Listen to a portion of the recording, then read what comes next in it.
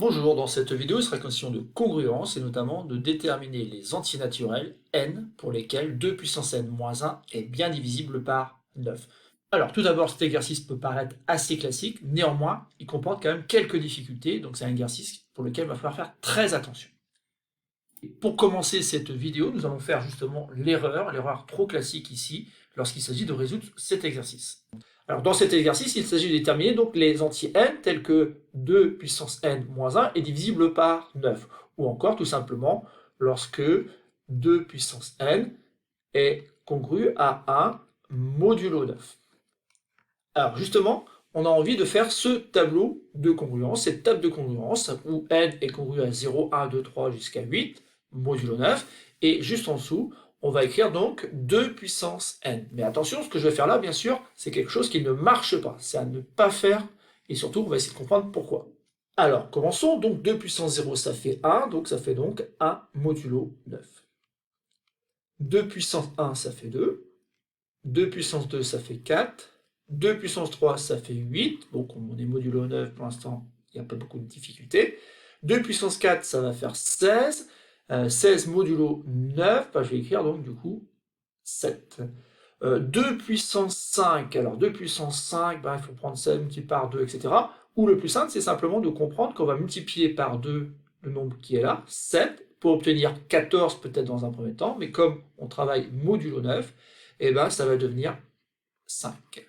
Et ainsi de suite. Donc le 5, je le multiplie par 2, ça donne 10, mais 10 modulo 9, ça donne 1.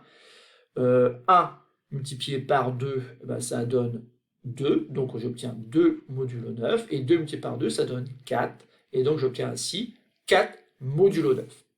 Et donc ici, dans cette table de congruence, je me rends compte qu'en fait, j'ai obtenu donc 2 puissance n congru à 1 modulo 9 ici, mais encore là.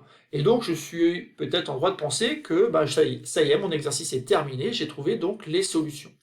Et j'ai envie notamment de conclure que n doit être congru à 0 modulo 9, ou encore n peut être congru à 6 modulo 9. Malheureusement, en fait, ici, eh ben, tous les nombres que je cite là ne sont pas forcément des nombres qui font que 2 puissance n moins 1 est bien divisible par 9. Et pour cela, je vais le vérifier donc à la calculatrice.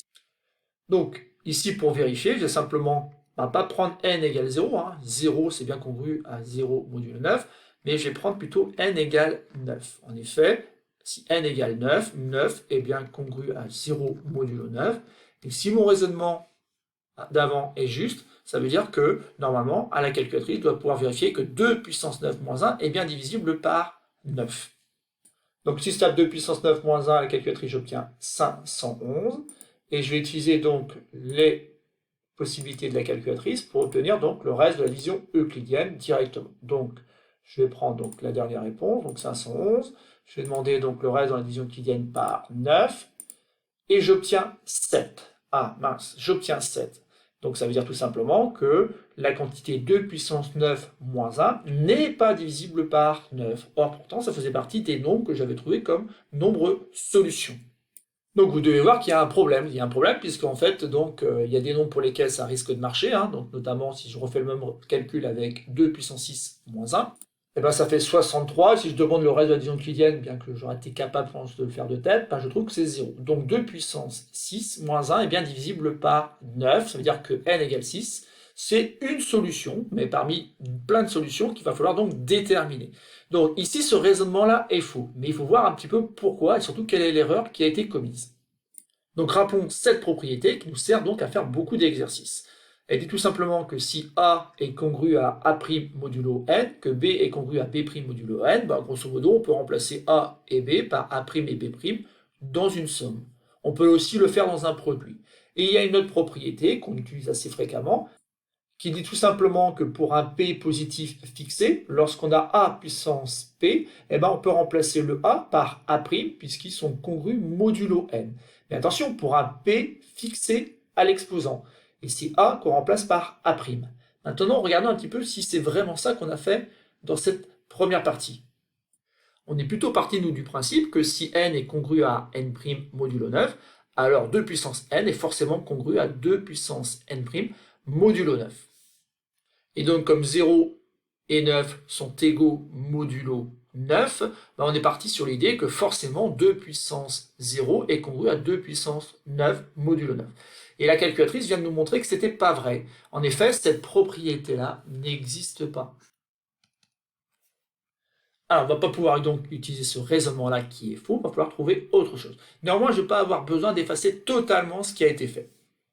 Je vais commencer par enlever le symbole qui est ici, là, et tout simplement, je vais essayer de conjecturer un petit peu ce qui se passe, et donc je vais essayer de conjecturer mes nombres n solutions.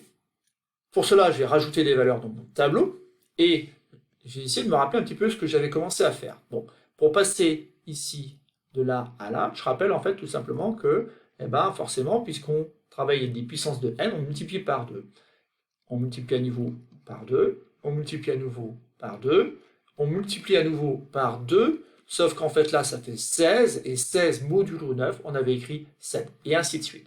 Ça veut dire qu'en fait ici, lorsque j'avais 1, en multipliant par 2, j'obtiens 2, en multipliant par 2, j'obtiens 4, et je vais donc multiplier à nouveau par 2 pour obtenir 8.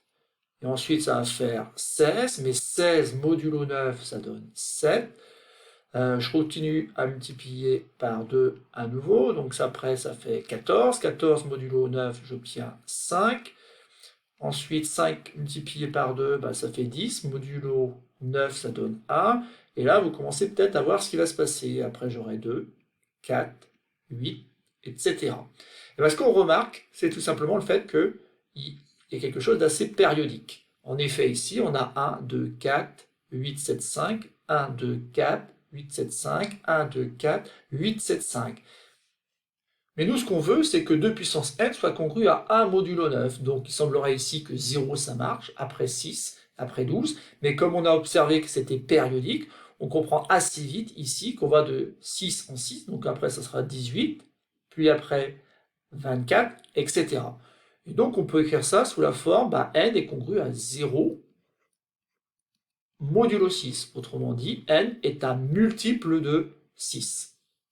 Alors pour se souvenir, tout à l'heure, on avait n multiple de 9, puisqu'on avait 0 modulo 9. Et on avait d'autres nombres aussi qui semblaient être solutions.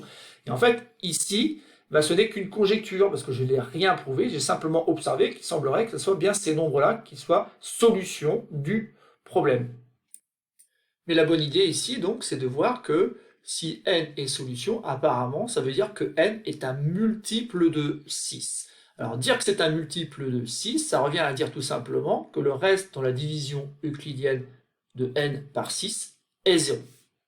D'où l'idée d'écrire la division euclidienne de ce nombre n par 6. Et donc, on sait qu'il existe tout simplement un k appartenant à n, puisqu'ici on travaille des antinaturels, r appartenant à n, tel que n soit égal à 6 fois k plus r, avec surtout un nombre r qui est supérieur ou égal à 0, tout en étant inférieur strictement au nombre 6.